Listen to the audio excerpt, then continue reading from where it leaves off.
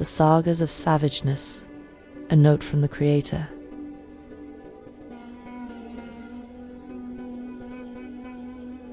A letter from the creator. Often I am accused of sharing personal biases in my content creation. I get accused of being bitter, having a vendetta or obsession, as well as getting called crazy, mentally unstable, and quote-unquote acting out, emotionally. I wanted to share the thought process that I do when coming up with my content. I am a wise person from my lived experiences, my hyper-observancy, and my ability to break down situations to their basic components makes me a formidable thinker. I have no formal education or certificates to wave in the faces of others to buy their respect either.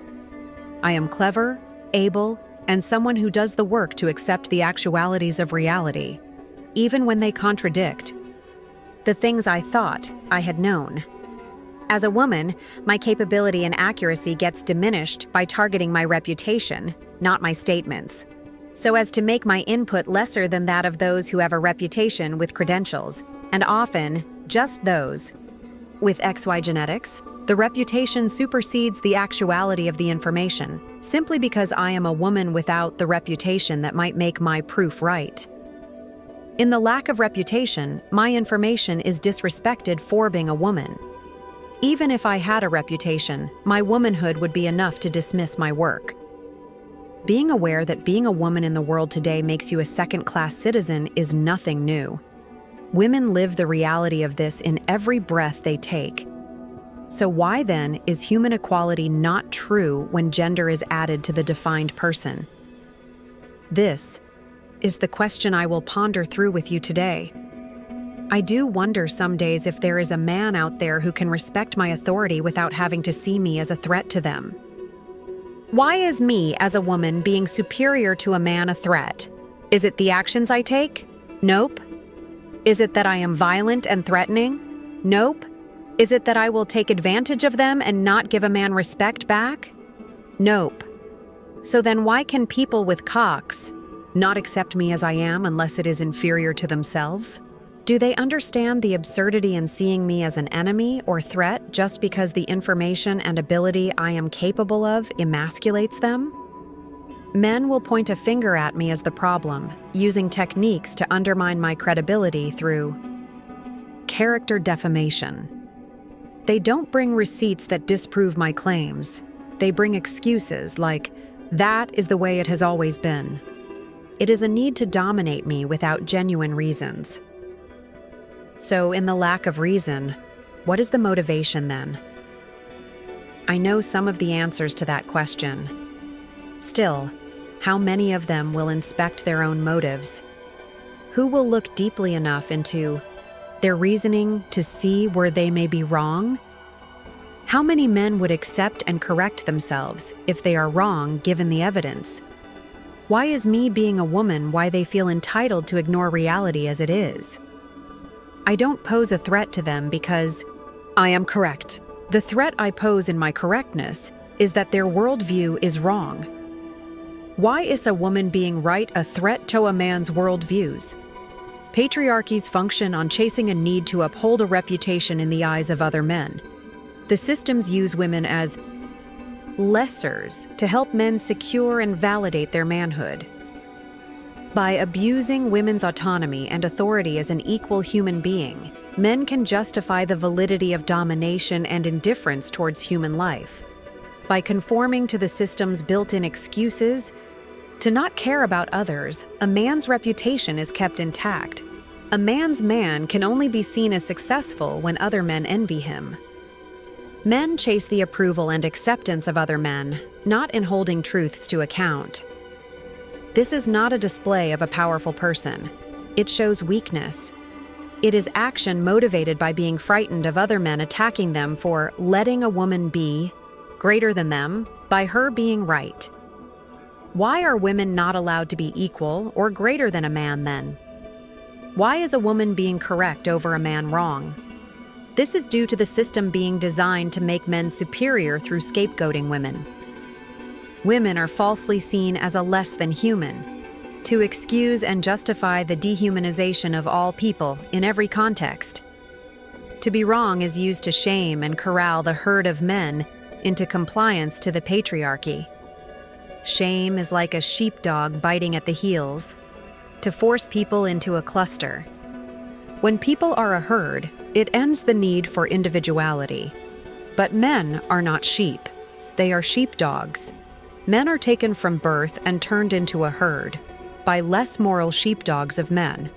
Those who know the secret that you can change a human into something else just by denying them their humanity as they grow up, know that keeping a lesser class of human keeps them off the hook for being accountable for their inhumane choices for their individual right to profit. If people are treated like a brute that has to perform despicable expectations to be seen as civilized, to be given the basics of respect for being alive, they perform brutality. Yet the actions expected are anything but civilized. Many expectations are in actuality brutality. This is how you successfully brainwash people into a herd. The Stockholm Syndrome created for men to volunteer to be their own keepers in a prison designed to profit off of their subordination to the system. To the free, range human, patriarchy teaches falsehoods, so they think themselves great in the world for compliance to imprisonment in the system. By denying a person their humanity to care about others, you excuse brutality as an acceptable reality. Just because I am a woman, my ability to reason is disregarded, even if it is the truth. The truth should set you free, not make you double down on what is false to feel secure in who you are in the world. If the truth upsets your worldview, then don't defend that worldview and adjust to the actuality of reality. What keeps people from doing this? The patriarchal system designed to force a herd mentality in worldviews for ease of control and exploitation. To go against the herd is a threat. Therefore, the truth becomes a threat as well as the woman who speaks it. We have come to the conclusion of my thought process now. Patriarchy is a control mechanism that denies people of their humanity for profits in a pyramid scheme. Men have to be indifferent to others, especially through the devaluing of women, in order to gain favor from other men. These facts are undeniable, but due to the system, they are excusable. The truth be damned in a patriarchy, unless it makes women the lesser human form. Equality in our humanity is inequality by gender due to systems of control, not human nature. This is the process I take in creating my content. I ask questions about why things work as they do, why people expect what they do, what motivations urge choices, how do the actions taken affect the world around the choice, and is the result fair, just, humane, or harmful, and why? I hope it has inspired you to look into the reasoning behind your motivations and your choices. We are all born a human and made into a creation through the things we are taught as acceptable. If we are not checking that those things are humane, we risk making immoral choices. Finding the answers to those questions that just seem to be the way the world is the point of the Sagas of Savageness after all. To have eyes to see what we have missed in our blind obedience to systemic, inhumane actions that excuse the inexcusable treatment of others. Savageness in today's world isn't human nature, it is taught behaviors. So then why don't we teach people more humane ways to be?